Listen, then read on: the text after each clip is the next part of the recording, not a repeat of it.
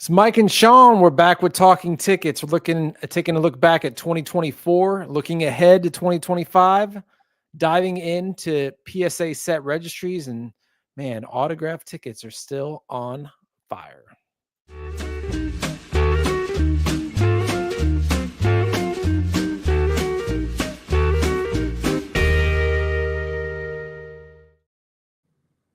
All right, finally, it's been so long.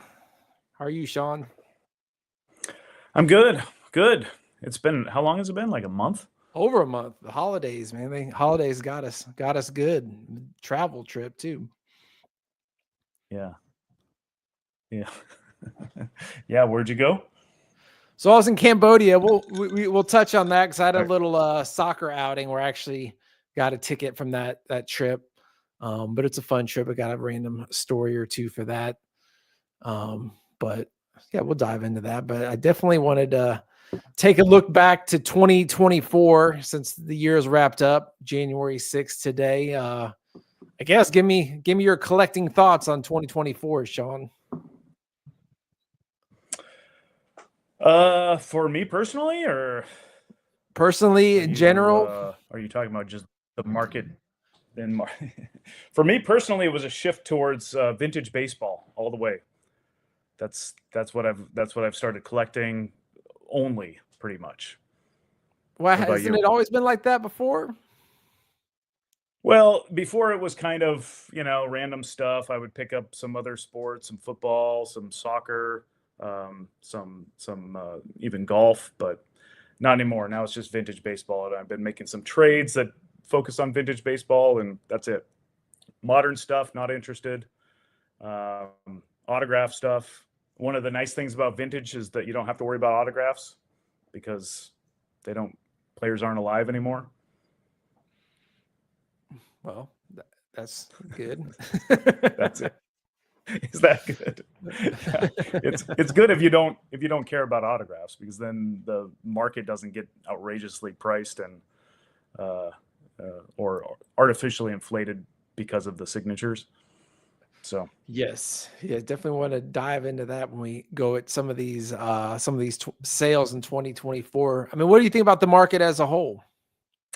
It's kind of hit and miss. I think that the stuff that's actually rare, that's desirable, is still really, really strong. The stuff that is more common, that's kind of not as strong. If I can't pinpoint specific examples, but I think everybody knows if you see it a lot in auctions, it's probably not getting huge numbers. But if you hardly ever see it and it's something that people want, it'll still surprise you with the final prices, I think. Yeah, I kind of agree. Some notes that I put down is I think 2024, there's kind of been, at least for tickets, it's kind of a normal market. We've talked about that during the year, more normalization. You're not seeing, for non-auto tickets, crazy high prices, like I said. But if it's super rare, super low pop, we have seen some crazy ones. I know in Heritage, I think there was an Ali, I think it was one of the Ali Foreman fights or the Rumble in the Jungle. And man, it went for like $20K, and it's one you haven't seen in forever. And I thought, oh, that's like a $10,000 ticket. So if you haven't seen it and it comes to auction, we know what happens. It goes crazy sometimes. And then if you're the buyer, you hope you don't see another one for a while, because after the first one sells, it's more than likely the next one's not going to go for as much. Well, I think that's one of the things that's happened in 24 also, to kind of review the year, is that the pop reports on tickets that we all knew were kind of out there quite a bit have exploded. And so you're seeing some tickets that are 200-300 in pop report versus, a couple years ago when they wouldn't have hardly any, because nobody ever sent them in to get graded. So getting them graded is a lot more common. And as a result, the pops have gone up on a lot of things. So it's kind of a lot of feedback. Oh, I just got to turn my mic. Is it all right now? Yeah, I think it's okay now. Okay. It was all of a sudden, it's like you're in a wind tunnel. But anyway, I think the pops have really kind of normalized what people expect a little bit more, because you can look at some of the tickets like a Kobe final game or something and see hundreds.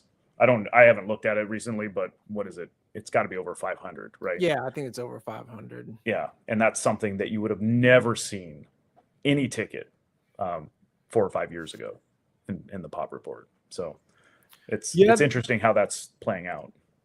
Yeah, I mean, I always look at the pop when I'm looking to buy something that I don't know the pop report, because, a good example, I pulled up one of the hotter tickets of 2025, and now they're just one of the highest graded, the Caitlin Clark debut. Yeah. There could be only 5, 10, a dozen or so. Now that there turns into be, hundreds, it makes a big difference. And the ticket market, it's a supply and demand like anything else, but it's a shallower pool of buyers, and it's a less liquid market. So, if supply really goes crazy, well, you're gonna see a greater effect compared to, say, I think other markets. Yeah, it happens really fast. And even a ticket that there's only one of, and then 2 or 3 more come out, it's just a huge impact on it. It can have it. I think about those Griffey full debuts, that the one on eBay that was $40,000. Maybe we'll talk about it in a little bit, but I have to believe there's more. And then one all of a sudden pops up on Golden, different one, and it's signed, and then it's we do this all over again. But who knows how many more there are? Yep. So here's the one you're talking about. This is one of the top sales of the year. I kind of have a list of all the top sales, not a list, but pull them up. And, this is a function of the autograph tickets. We don't know how many fulls are out there. We don't know how many tickets are out there. And Griffey will sign these now. So, I mean, to go dropping $50K on a guy who's alive and will sign, and you don't know how many tickets are out there, for me, dropping $50K. I mean, what are your thoughts on that?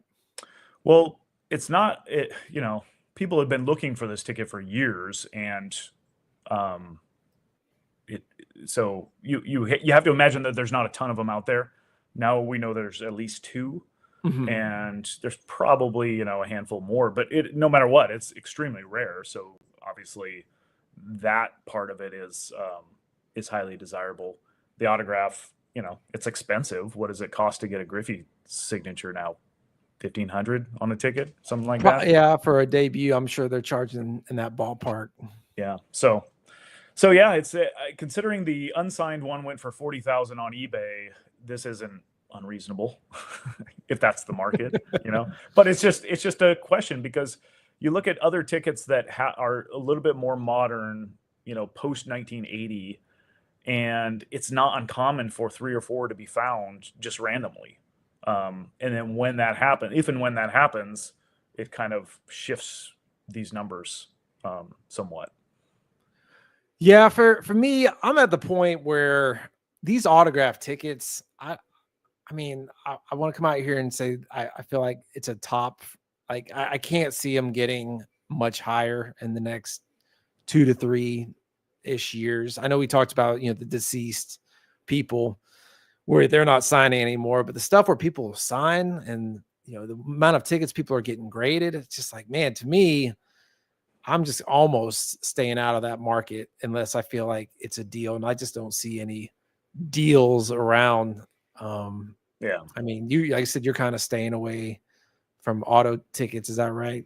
To a point. Yeah, and the nice thing about vintage is that this game doesn't matter, because the problem with the Griffey debut is that people can get it signed, and so they know that the market for it signed is much greater. So then that raises the price of it unsigned, because the people who are looking to buy it and get it signed are willing to pay more for it, because they know that they can sell it for more. Right. And so it kind of artificially inflates the kind of unsigned value. And that's what I want to stay away from, because I'm not going to get it signed, so that I'm paying more than I should have to, or ordinarily would have to, if I wanted it. So if I'm talking about 1947 Dodgers tickets, there's nobody on that team that's going to be able to sign. So, that's never going to happen. So that's why vintage is so much more appealing to me.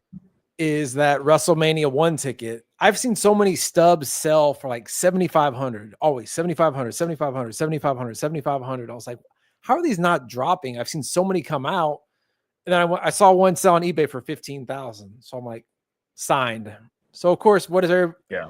There's the auto guys are thinking, I'll pay up to this amount no matter what, and I'll just go get it signed. It'll cost me another 1,500 to get it total slab, $2,000 total. Right. You know, I'm in it for 9,500. If I can sell for 15,000, no brainer. I think, yeah, they're going to do it all day long, but I think those days are only so long before so many hit the market and the demand's not there.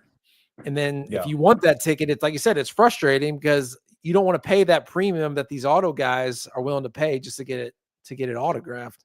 Yeah. Yeah. If you're just collecting it for the ticket part of it, if you're an autograph collector too, and if you like to sign tickets, then that's your game, but that's not what I'm interested in. So so my interests have kind of shifted naturally as a result of that. So who knows? Another super popular ticket, I kind of pulled the top 20 tickets of 2024. The Freddie Freeman one's kind of on the flip side, the Grand Slam ticket. I think there's only 2 on eBay, 4,500 and 10 grand best offer that we haven't seen a ton hit the market. So that's kind of the flip side of one, like, wow, it's kind of, we've been a good 3 months after this. We don't know if they're going to get graded or what. The auto guys, the price is so high. I think they're afraid to buy them. So that's kind of an interesting one, kind of a flip side of the whole Caitlin Clark, where they're just like 1, 2, 3, 4, 5, 6, 7, 8, over and over and over. I wonder what the pop is on the Freddie Freeman. Do you know? I haven't pulled it up in a little while, but I think it's still really low. Yeah, I wonder if that'll change. The World Series ended in late October, so yeah, they should be coming back from PSA by now. Yeah, so that'll be an interesting one to keep an eye on. I think that is, I don't know. I would say almost that could be the top ticket of 2024 because nowadays, like I said, it's hard to get tickets for some events, but I think that to me is the top 2024 ticket. Yeah, that's a good one. Even I wouldn't mind having that one, but I wouldn't pay thousands of dollars. Other things I had about 2024 is you talk about things that you look when you go buy tickets. For me, I want to find things that kind of differentiate. If it's not a low pop, I want one that's maybe a unique look. Sometimes there's different variations on tickets. And one of them, like I showed a while back, was the Kershaw debut. This is like a super rare version of it that I really like the look of it. So, I bought that one, but I think that low pop and differentiators, if you can find them for the tickets you're looking for, I think in this day and age is really, really important. Yeah. I agree with that. So what are your thoughts on the overall market for 24 and going into 25? I think like I said, it's collector oriented, which is good. Slow and steady for a lot of things. I don't see anything with a huge pop unless you find, a hidden gem, which they're still out there. I have noticed like the low $100 ticket sums that have been sitting on eBay for a while. People start lowering their prices a little more, like some good examples. I remember like the Steve Bartman ticket used to be like in the, I got $1,200, $1,500 ticket. Now you can get them for a lot less. Kind of like the band is on the field, tickets like that were in like the $300 to $1,200, $500 to $1,200 range. So that the Montana to Clark catch. Yeah. That's another good example. Great tickets, but where there's a lot of them out grown. There. Yeah. People have been pulling them out of their desk drawer and getting them graded and trying to get them for sale. So it's kind of that whole supply and demand. It always comes back to that. Same with World Series tickets that are famous. I know the Willie Mays catch isn't nearly what it was a couple of years ago. Some of the other ones too. But I think that it's leveled off, and now you're going to kind of just see a more steady market like we did back in 2018. Right. Which is good. Right. The crazy go-go days are over. I know, like, looking forward, I always come back to you and think about where we are in the collector cycle. Like you Yeah. said, every 30, 50 years. And I feel like we are on the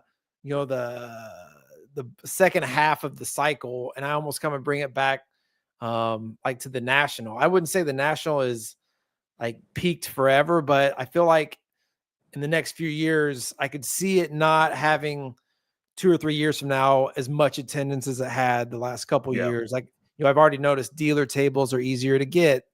I don't like the fact that's in Chicago 3 years in a row. I think like by the time they're in the second or third year, people be like, man, I went to Chicago. I'll bet 2 or 3 times, and I've done this 6 years. People do things so much so often that after a while they're like, I'll take a little break. And I think we're going to start to see that a little bit. I think if the market takes a big tank and people start losing their jobs, I think collectibles are one of the first things they're going to sell.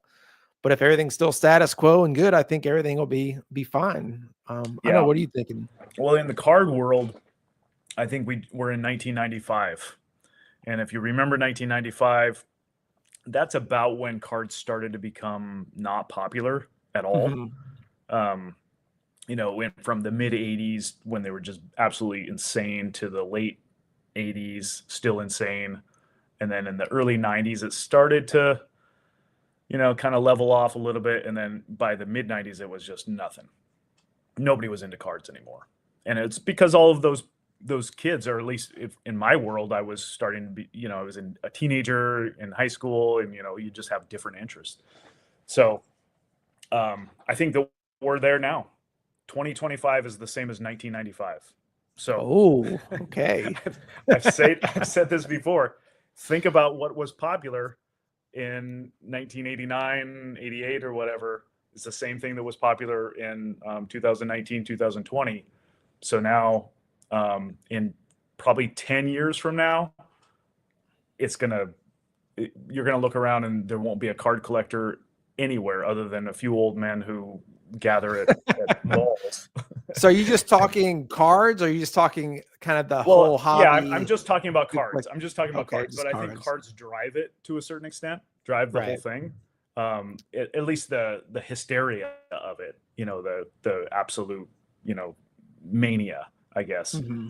The sports memorabilia collectors, they'll always exist and they'll always be out there, but they're not as loud, I guess, as card collectors are.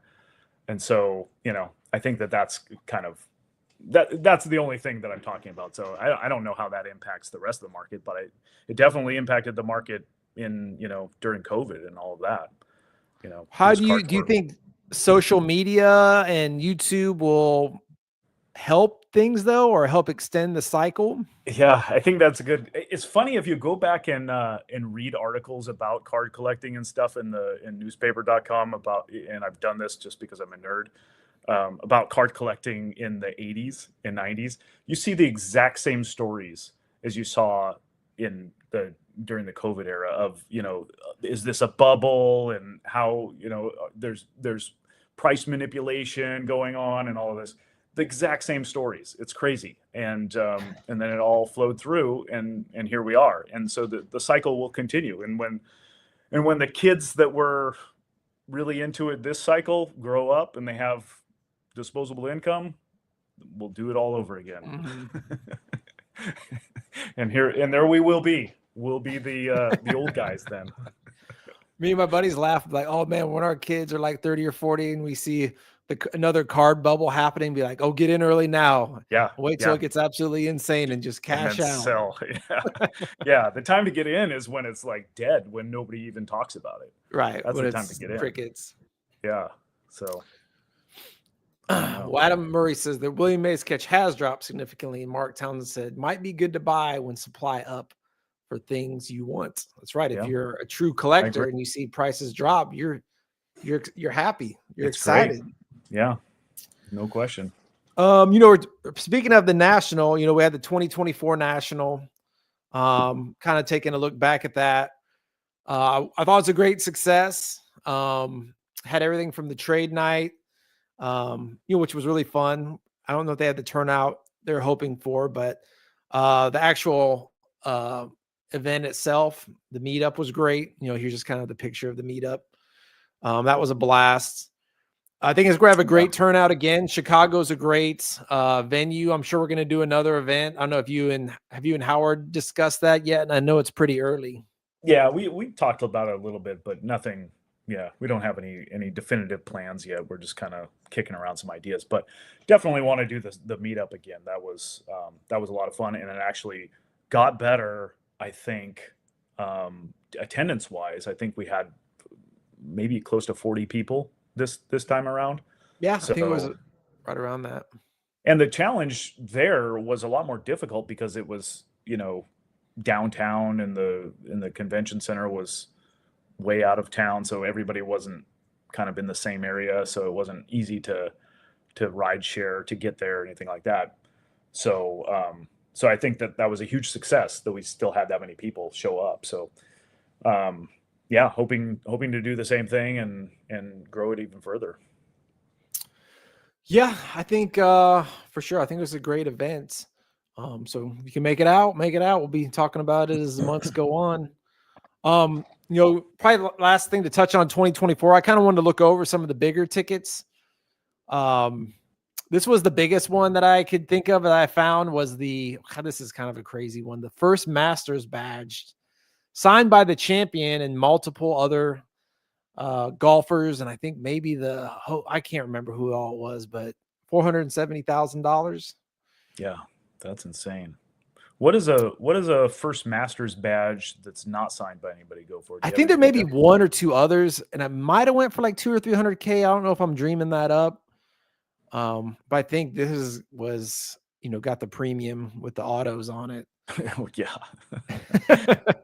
Yeah. I mean, this is absolutely an exception to my anti-autograph position, because there's some examples where the autograph is just amazing, and this is one of them. But yeah, it's got to be a one of a kind. Other ones, I went to the Heritage. The next biggest one was the Jackie 1.5, 324,000. And then this one, which was the altered, was 186. Yeah. We never got a chance to talk about this after it finished, did we? Yeah, I was gonna say, you're the Jackie man. Give me those thoughts. Yeah, because we were speculating, well, how much does the altered designation impact it? And I was wondering myself, if it didn't say altered and it just said authentic, would have it gone for more than 186? What do you think? I think it probably would have topped the 200 if it didn't. People hate seeing it. They hate the MK. They hate the altered. Any other, whatever you call them, those little things that notations or whatever. Yeah. People just don't like them. So you want to do anything you can to stay away from those. There's a number of them. I think yours is graded a 1. Is that right? Yeah, 1. And there's a number of them that are authentic. And whether they be altered or not, who knows? I know that there are a couple that are altered that don't say altered because they were graded prior to that change. I wonder if it just said authentic and it looked good, to the naked eye, if it would rival the other one, the 1.5. But so how do you know the other ones are altered? Because they're cut on the bottom. You can look at a ticket and tell it's cut on the bottom, because it's just straight, like scissors cut it off. And a lot of vintage tickets, especially from 1947, I know this because I get them all the time because I have so many of them. The 1947 Dodgers tickets are commonly cut on the bottom, and the reason is because whoever owned them put them in a scrapbook, and they thought that it looked more presentable that way than having this awkward tear. And so they cut the bottom off of it, and then it displays a lot better. And that's why a lot of them are cut. It's, and so that automatically gets an altered designation, and, somehow that's less desirable. Not less desirable to me. I don't care about that at all, but to other people, I guess. I don't know if you saw this post on PSA, basically stating, 3 MLB yeah, I know you had to have seen this. Yeah. 3 MLB debuts. Another Jackie graded a 4. A 4, yeah. Yeah. Oh, What do you think that one would go for if it sold? I think So you this is a probably. this is a brand new one. I didn't have any knowledge of this one. So this is the 16th one that I've ever seen. This is brand new to the hobby. Yeah, I think you're looking probably about what that one went for, like in the fours. That'd be my guess. Probably This four highest 400. graded. I mean, once you get up to this grade, you're probably not gonna see much. Imagine a 5. I guess there are some 6s in this season set, but it's pretty tough to find a higher grade than this. This is pretty much going to be it, I think. Yeah, it'll be interesting to see what happens with this one. Yeah. But yeah, they had some other monster ones. Man, the altered cut in half. But is a whole nother Griffey, huh? Like another Griffey full. I think Autoed. that's the same one, if I'm not mistaken. I think that's the same one at Golden, the full. I don't know. It says just graded, graded, so it might be the same one. I'd have to look it up. The one was sold. Yeah, the Golden one. Oh, I don't know if I can pull Pretty it up sure again. that's the same one. You don't have it? Yeah, I can't pull it up. It has to take me a little while. No big deal. But yeah, I thought that was an interesting post I saw while we were away. Other big sales. Oh, here it is. Actually, yeah, it was the same one. So 52K. Yeah. There it is. From Heritage, the other monster ones they had was the Babe Ruth called Shot Full, went for 63K. Great ticket. Which a lot of people I think agreed was a good deal. Then you start getting into the auto tickets. The Maris trimmed auto. If this was ungraded, would go for 1,000 or 2,000. 1,000. Yeah. So there's a 48 multiple for the auto. Yeah. Crazy. Yeah, just because it's probably the only one. Yep. A Jordan 43K. Say this is probably about a $3,000 ticket, $2,500, $3,000 ticket. So you're getting about a 20 multiple, 15, 20 multiple. I think this is the most expensive concert ticket, Beatles Washington Coliseum. Nice. 28,000. Yeah, that's a good one. That's a really cool one full. That's their first, correct? That's correct. I think it was their first one in the US. Yeah, first one. Yeah. Beatles stuff is still, very popular, even though it's been a long, since 64. Then other than that, you start getting down the 20s and 30s. This one actually went off, and I looked, and there's like 40 of these autoed, which I was very surprised by, because I really 40? want one that's autoed. Yeah, 40. I don't know if they've just hit their pop report just went higher. I thought it was like 10 or 15. I could have swore it was. Then I looked up. I was like, "Are you kidding me? Yeah. There's 40 of these?" Because he did a big signing, and a lot of people may have sent him in and hadn't got him graded. I don't know, but that was pretty wild. I can't believe it sold for 25,000 if there's 40 of them. Man, I could have swore I doubled and triple checked that. I may look at it again, but I was like, wow. I was starting to bid. I was like, man, if there's 40 of these, I'm not paying any. I'm not getting near that number. Other things, Golden had a Brady debut, PSA 9, 40K. Jeter, I'm talking about auto tickets, man. It's crazy. Jeter auto, 38K. Like I said, man, I feel like we're at almost peak autos for the people that are living for the short term. This one was 23. This Wilt was 34. They've kind of dried up the ones for sale. This was a BGS 5, but it's probably more like a 1 or a 2, probably PSA 2 if I was to guess. And other than that, once you get in the sub 30s, you have a Willie auto. That's pretty cool. Game 1. Yeah. That probably be about a $1,500, $2,000 ticket went for 30. This one was kind of wild. This is a really cool one. This was the Fenway Park first game. Opening day at Fenway, yeah. For I think a little over 30K. 30, yeah, there it is. 33,600. Yeah. Extremely rare. That's you can't. I mean, that's just what it goes for when it might be the only opportunity to get one of those in the next decade. But yeah, from all the ones I remember, there was that Griffey on eBay that went for like 40K. Might be a few other randos, but those were some of the biggest sales of the year. Yeah.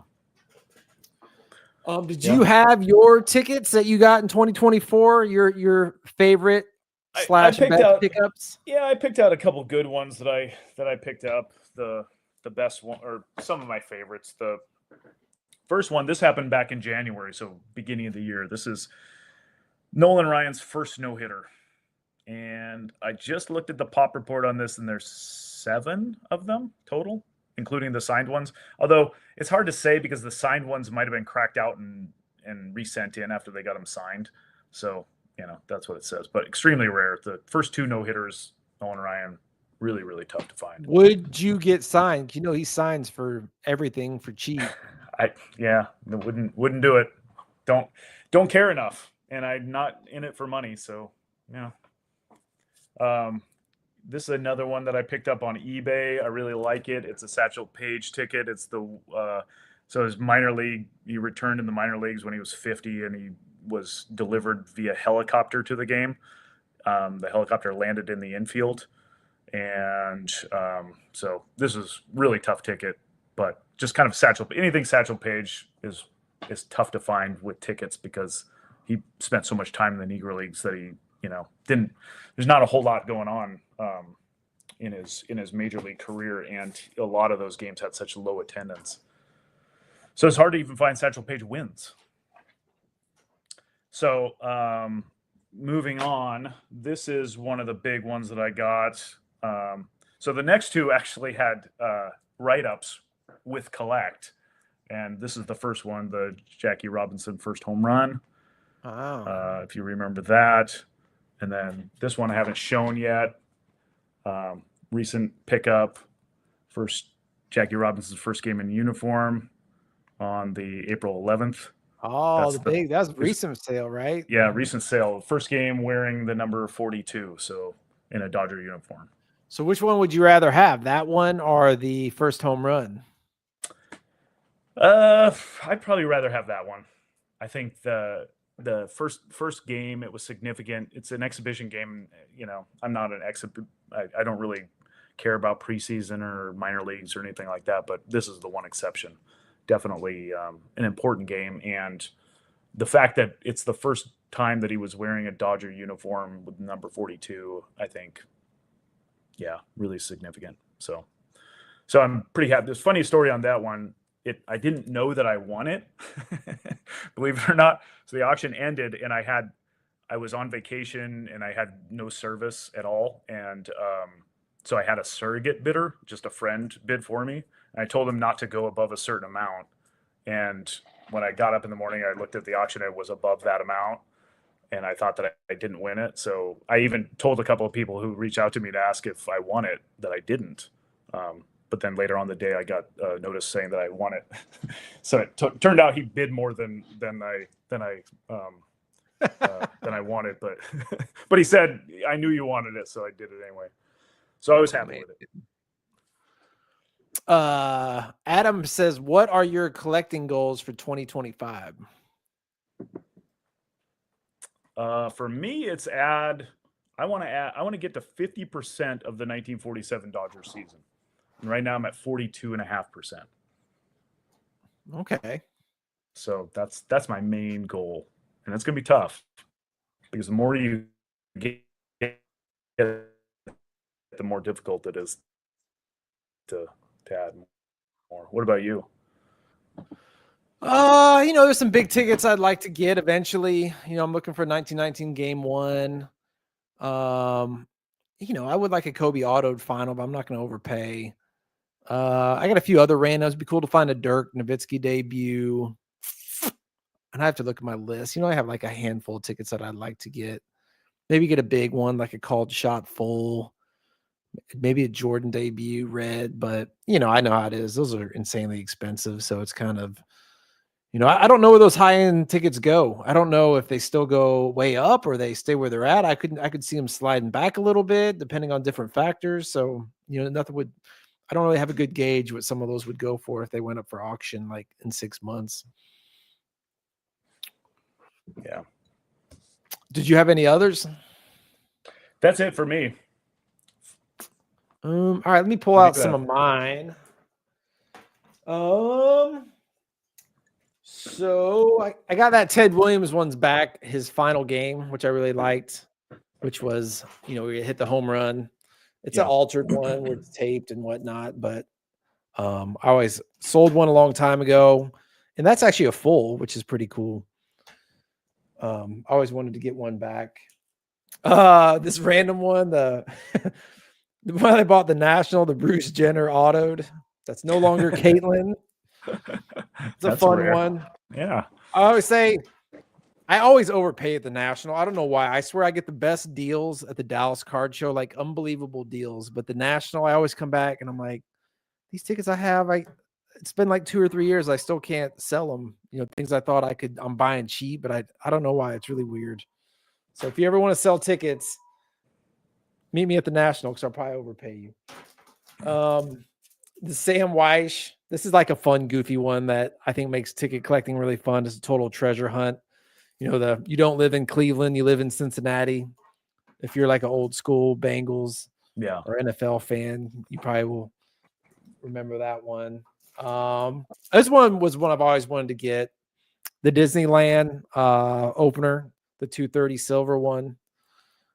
So I was pretty excited to get that one. I got this one, the Dream Team Final. A lot of these were coming out, and I waited until I thought one was a good price, and they kind of dried up. So I'm glad I bought it. It was one of the last ones that I swore like 4 or 5 came out back to back to back to back, and then like the 4th or 5th one, I pulled the trigger on it. Some other ones that are not graded. I got the Havlicek steals the ball, part of that program set. I'll probably wait till the National to get this graded. It's nothing insanely expensive, but would just make more sense grading it there. Some of the other ones, these are some I was really excited about. So on eBay, the Secretariat, his 3 Triple Crown wins, the $2 tickets, and these are in really, really nice condition. Some big collector basically sold his everything, and the guy bought them up like an estate and was selling it all off. And then I talked about this one on a previous show, so this is kind of a fun story. So this is the full Secretariat Belmont, which I missed out on eBay. Well, the guy who won it on eBay basically contacted me and said, "Hey, I know the guy has another one. You want it?" I go, "Yeah, I'd be very interested." And I didn't know if he wanted me to reach out to him. So I reached out to the guy and he didn't get back to me. Then the other guy's like, "Hey, I bought it. You want it?" I'm like, "Yeah, I'm really interested." So this is all through text messages. And I've learned from this is stuff gets lost in translation when you're texting.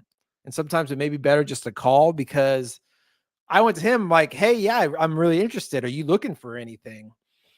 So basically I started offering him tickets that he might be interested in. This went on for like 2 or 3 days. And then I was like, man, I don't know if I want to spend that much, trying to negotiate, which was stupid. And then I think he just kind of got annoyed because he was kind of doing me like a little favor, like buying it from me. "Hey, I'll sell it to you basically at my cost or a little more." And then he came back. It's like, "Man, I don't know if I want to sell this. I love it. I have the other one."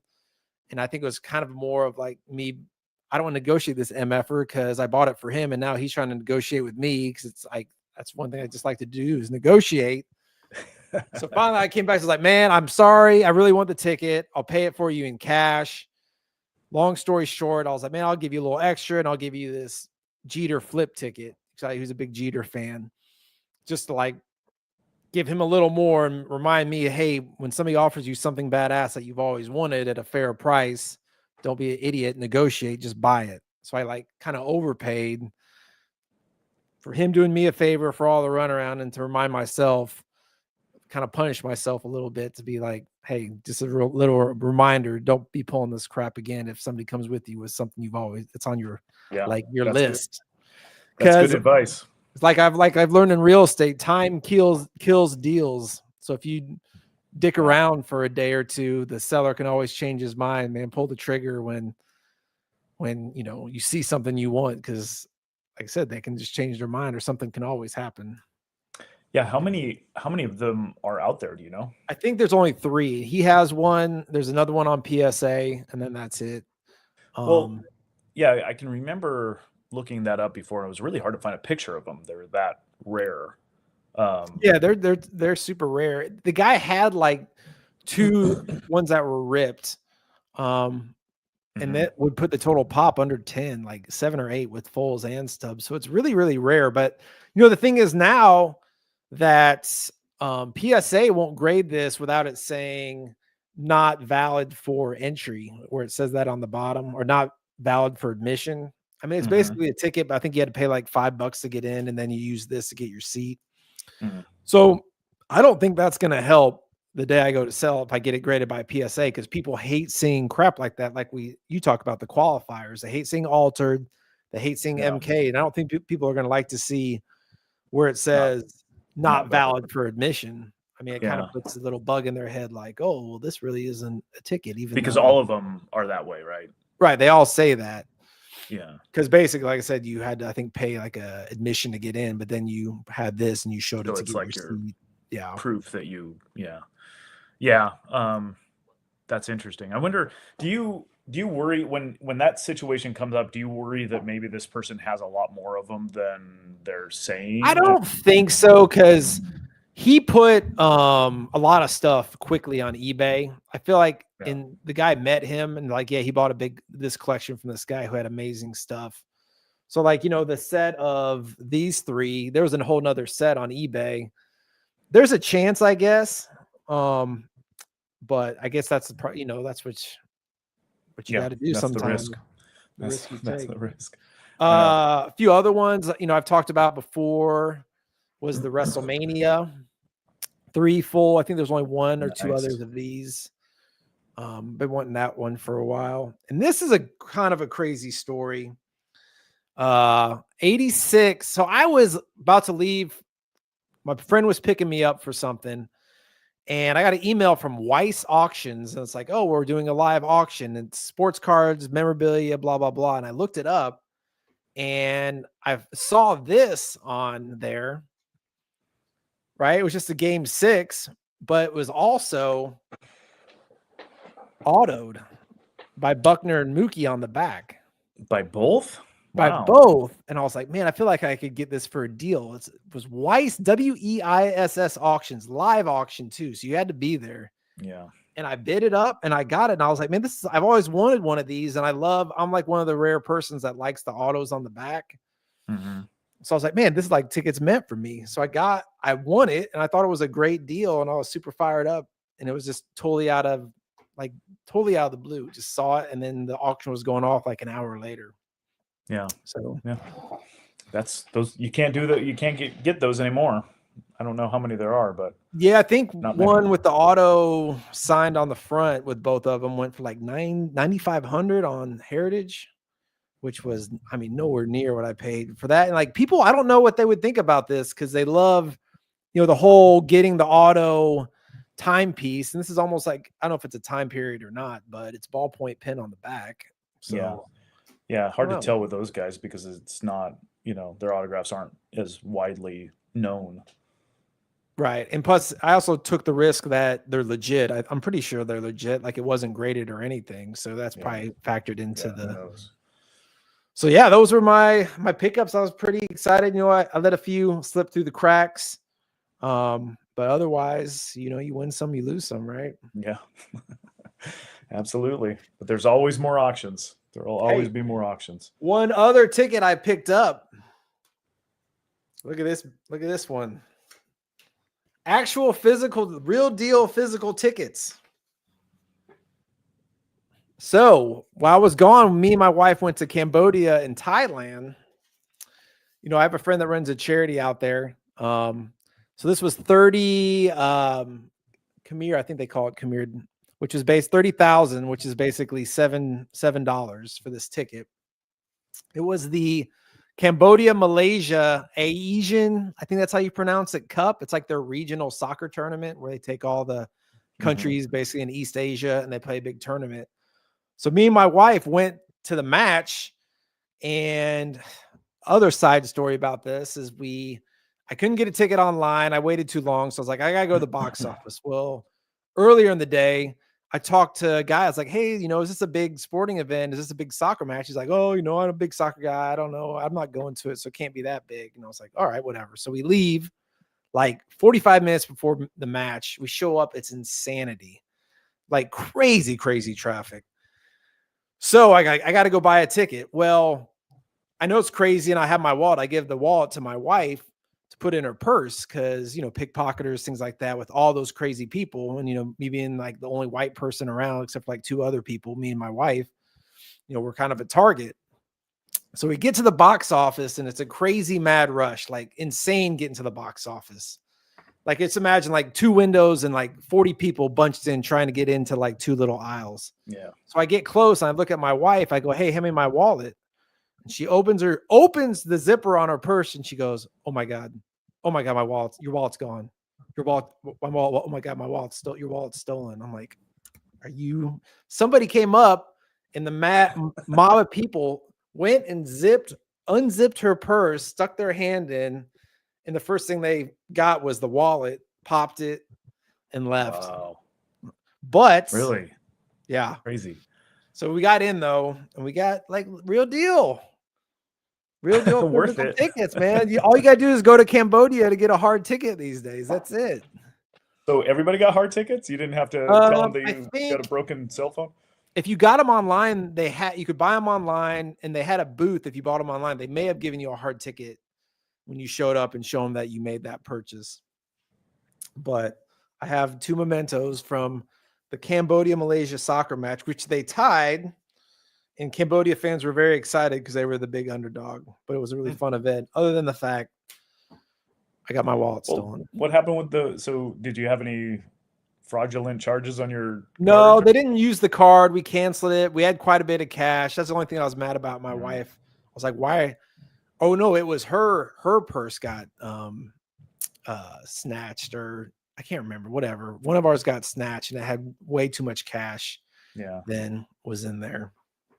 But that was one of the reasons I was going, because I was in Cambodia, Thailand for like 3 or 4 weeks. But what was the attendance? Was it a big? It was like 25,000. It was in their Olympic stadium.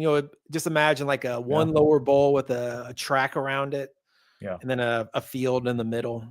Yeah. But the fans were, they were excited. Like, I don't think there's too many big sporting events in Cambodia, but that was one of them. So, anytime that soccer ball got near the goal, they were like going crazy, like jumping up and screaming. And it was pretty exciting, actually. It's always fun to go to a major sporting event in a different country. If you haven't done it, it's quite an experience, because it's just different. It's different, yeah. But at the same time, the same. Like same. That's what they say in Asia. Same, but different. That's like a saying in like Cambodia and Thailand. Yeah. Same, but different. Yeah. Cool. So we want to touch on the PSA Set Registry. Shaun is a PSA Set Registry aficionado. Actually, yeah. I mean, I have some sets, but what I wanted to show was this feature in the set registry that I think every ticket collector should use, that has PSA graded tickets. So go up to the top left corner and pull down the lines. Go to showcases. So with showcases, it's really cool because you can create whatever set you want, and you can take your entire inventory, add all of your inventory numbers, and then create any kind of basically set or group of tickets that you want, and use it for showcasing. You can take the link. The nice thing is it'll load them all in. It'll load all the photos in of the tickets that you have in your inventory, assuming you had they're graded more recently. So this is Mike's inventory, which isn't very much, but that's fine. So you started a showcase. And so over on the right, you can add the item. So add a couple items into it, and then, or just one item, it doesn't even matter. And so there's the showcase. Now, up in the up in the right-hand corner or left-hand corner, sorry, you can click on edit. Edit. Button. It's a blue button. Yeah, there you go. Right there. And then in this you can put a description for your showcase. You can tell what it is. You can tell whatever you're looking for. You can explain whatever in there. And then you can, right below it says published. If you click on that, then it will make it public, and then save it. And now you have a showcase listed on the list of ticket showcases. So the nice thing about that is you can, and if you go to it, so let's see, where is it? Scroll down a little bit. I think it's, scroll up to the top. And then it's view public page. So this will let you see what other people see, basically, which isn't much because it's just the one number. But go to see where it says showcase and tickets right on the top there. Right here. It's in blue on the left. Oh, right here. Yep. Yeah. Click on tickets. Oops. Oh, you already clicked on showcase. So tickets. Mike's tickets, Mavs rule. Yeah. So now Mike's tickets, Mavs rule is the number one. It's the most recent one that was built. But this has a list of all the different showcases of people that have put their ticket list together and made them public. And you can see mine. I have the 1947 Dodgers. I have the 1947 Dodgers trade list. I have the MLB debut trade list. And you click on any one of those. So this is all of my 1947 Dodgers tickets. And I think there's a couple that I have that aren't graded by PSA. There's a few that are at PSA right now. But for example, let me just give you an example of why this is so valuable. If I am in a situation where somebody wants to make a trade, I can just cut this link and send them the link, and they have all of my tickets right there that I am interested in trading. You go back basically, go ahead. You just copy and paste your link, and you would send it to them in a text. Yeah. Yeah, send them to them in a text or private message, and then this is what I have. And you can make whatever showcases you want. So, like, for example, I made one of all my duplicates for that 1947 Dodgers. So if I find somebody who is interested in trading that type of thing, I could send them my trade list, which is the trade list, and this is just all of my duplicates that I have available for trade. And I did the same thing with my Hall of Fame debuts. And like, the nice thing is that it already loads the photos, and they're all professional photos. So you have a really simple way to share what you collect, what you have available for trade, what you want, like what you're trying to put together, really simply. And it's actually really easy to set up.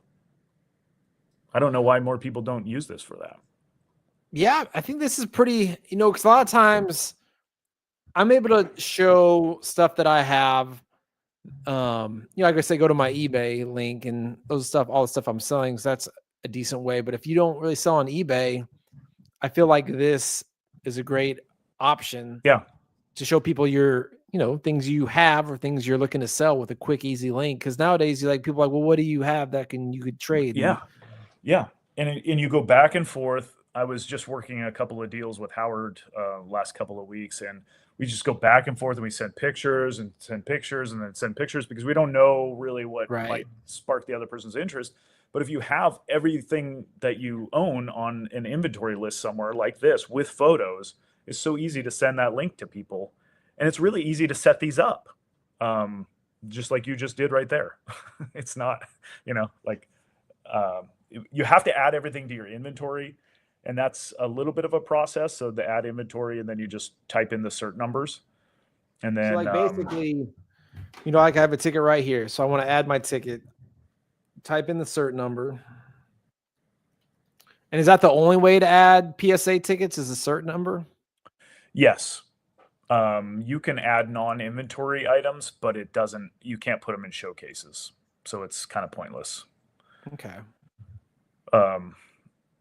So you added that. It didn't Was that already one that you had added? Maybe you typed it in wrong. Try it again. 94949212. Let's see. It might be in there. If it's but I guess you can add non PSA items also. But you can't use those in the showcase or on your reports. Okay, so basically, you can import it from a CSV. I haven't ever done that, but you can do that. And I think in the past, I've gotten an email saying that I can add automatically when I get it graded. I can automatically add it to my set registry, but I never have done that, so I don't know how that works. But that's how I always do it. I just add inventory and then just list all of the cert numbers. And once you do that, then it's really easy to add them to your showcases. And you can add one ticket like to multiple showcases. So like, for example, I collect Major League Baseball Hall of Fame debuts, but I also collect Major League Baseball Hall of Fame first hits. And a lot of times they're the same. So I could have them in both showcases if I wanted to create different showcases for those. So I uploaded the ticket to my inventory. It's this Disneyland one. So to check on if it's in my list, do I go to my dashboard? I go to my showcases. Well, it's in your inventory now, right? Okay. So that's it. You didn't put it in a showcase.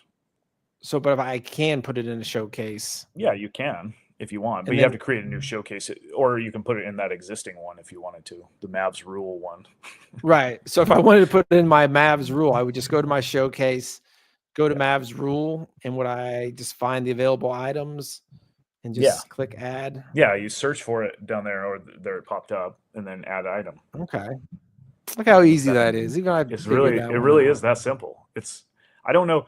Some people use eBay to share their inventory. Some people use Instagram to share their inventory, but I think that this is a really, really good way to do it. And I'm going to start using it a lot more just for that purpose. I want to make everything public too. And I personally put my email address as my username. So if somebody wants to reach out to me, they can. I don't know why, I'm pretty public about it. I don't really, I'm not hiding anything. So right. If somebody wants to email me, or they could find me on Instagram, I'm happy to discuss a trade or anything else. Cool. And then here's here's my showcase, and there's a share button. You can post on Twitter. Let's see if you click share.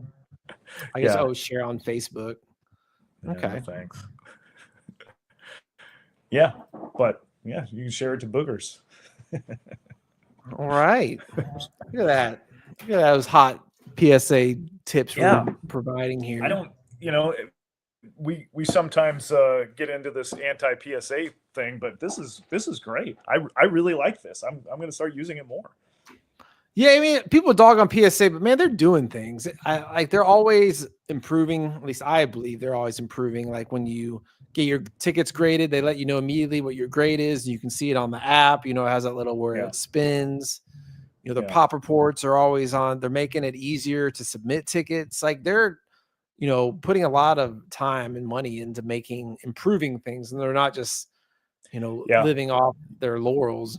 You know what else? I don't know if it's because maybe the submissions have gone down a little bit, but there's a lot faster. I just submitted an order a couple of weeks ago on economy, which is the second lowest one. It's not the lowest, but it's the second, and it's already done. It's already being shipped back. It was a couple of weeks ago.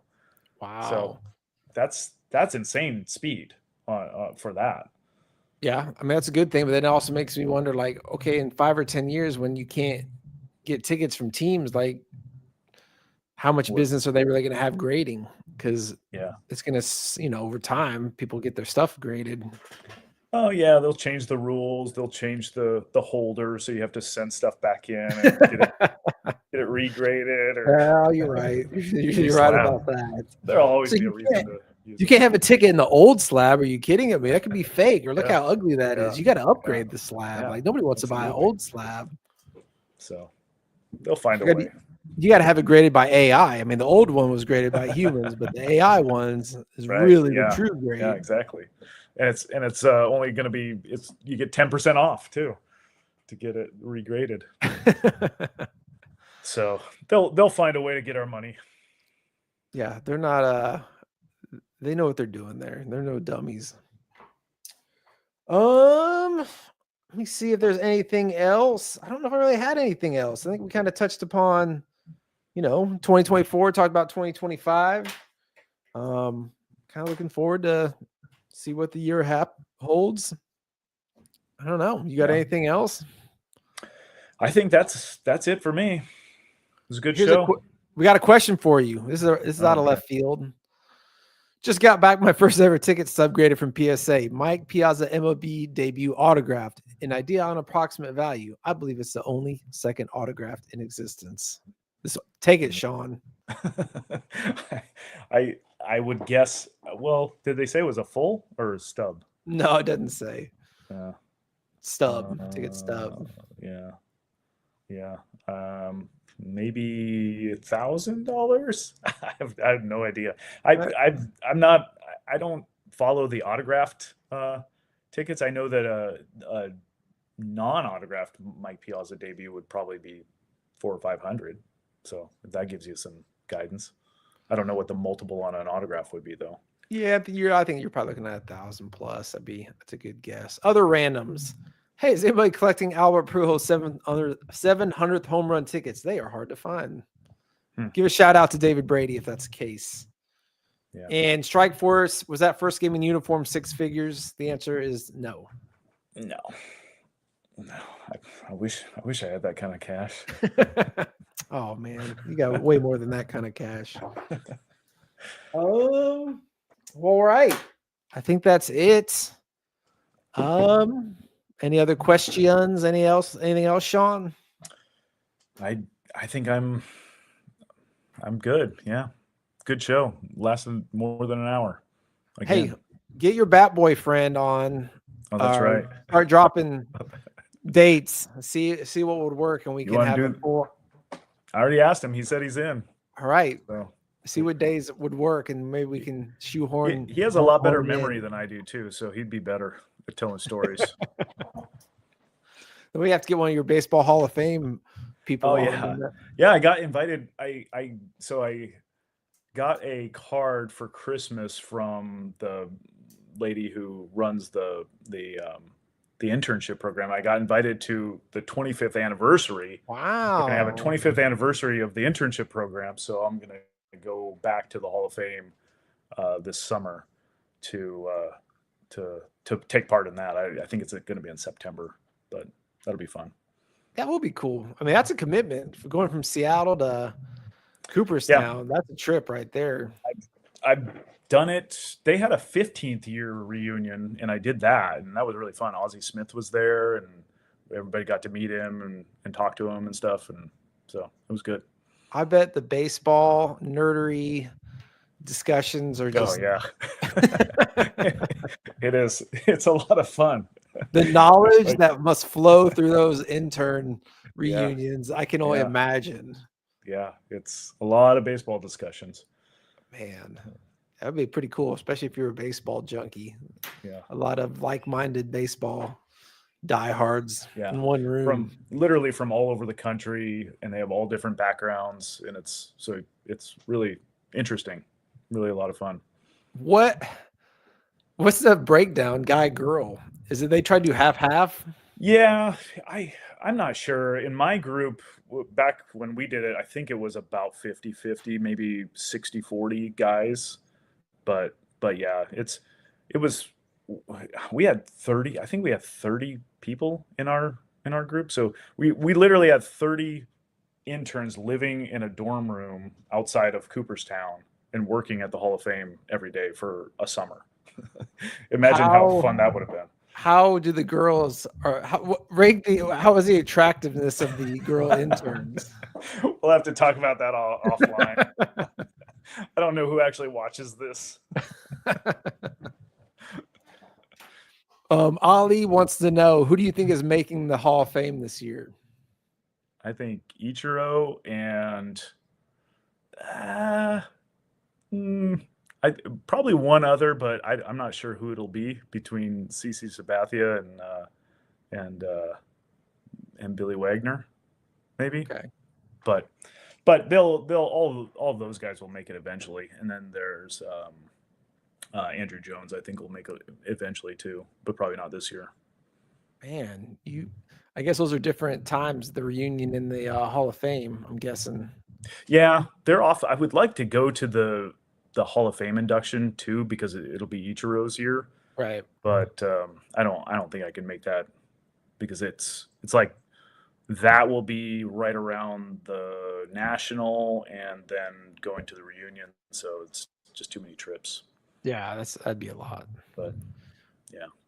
Yeah, for those that don't know, I went this summer with my parents, and I highly recommend it. It's a really cool little town.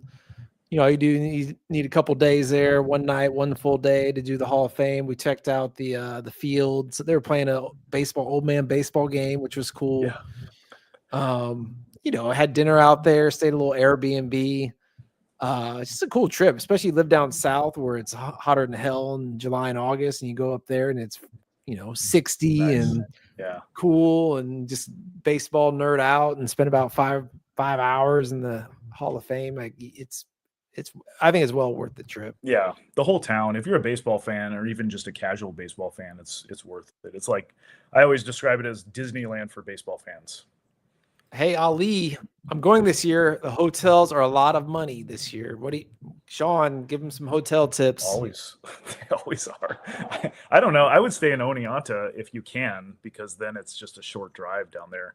But yeah, there's no solution to it. That's another reason why I wouldn't want to go for the induction, because it's literally a town of about 2,000 people that swells up to maybe 30,000. Imagine how difficult it is to get around and to do anything. If you actually want to see the museum, you have to plan on going at a time that's not the induction weekend, because it's just way too packed. You can't get in to view anything or take any time to like read stuff. And so I don't know.